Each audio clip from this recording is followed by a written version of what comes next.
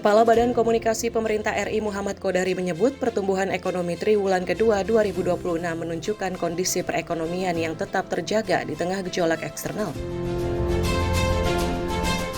Berdasarkan data BPS, sekitar 430.000 orang berhasil keluar dari kemiskinan pada periode September 2025 hingga Maret 2026.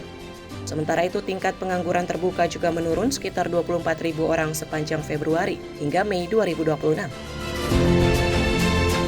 Dari sisi konsumsi masyarakat, pertumbuhan tercatat 5,06% secara tahunan. Pemerintah menilai angka tersebut menunjukkan daya beli masyarakat masih terjaga. Kondisi ini antara lain didorong kebijakan pemerintah untuk mempertahankan harga BBM bersubsidi, serta hadirnya efek pengganda dari berbagai program prioritas pemerintah, seperti makan bergizi gratis atau MBG, dan Koperasi Desa Kelurahan Merah Putih atau KDKMP.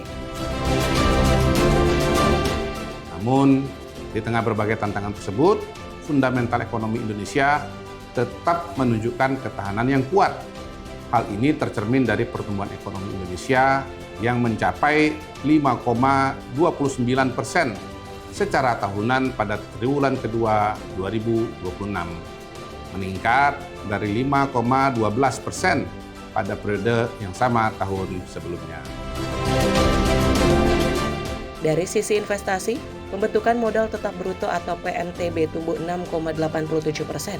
Pemerintah menilai capaian ini menunjukkan Indonesia masih jadi destinasi investasi yang menarik di tengah ketidakpastian geopolitik. Pemerintah juga terus mendorong investasi di sektor hilirisasi sumber daya alam. Berbagai hambatan investasi akan ditangani melalui satuan tugas di bottlenecking. Pada triwulan kedua, seluruh komponen pembentuk pertumbuhan ekonomi mencatatkan pertumbuhan yang solid, yang menunjukkan bahwa perekonomian nasional memiliki daya tahan yang baik di tengah dinamika global. Konsumsi rumah tangga tumbuh 5,06% secara tahunan, mencerminkan bahwa daya beli masyarakat tetap terjaga.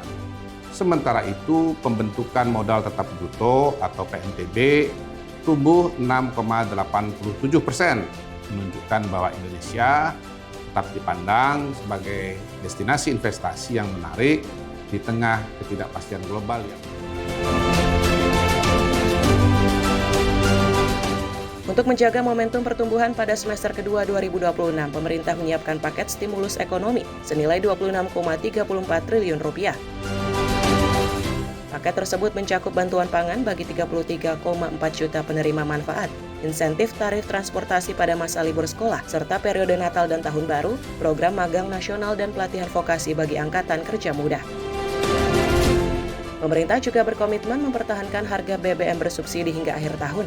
Dalam jangka panjang, pertumbuhan akan terus didorong melalui hilirisasi industri, pembangunan infrastruktur, penguatan ketahanan pangan dan energi, transformasi digital, serta peningkatan kualitas sumber daya manusia. Tim Redaksi Sinpo TV melaporkan.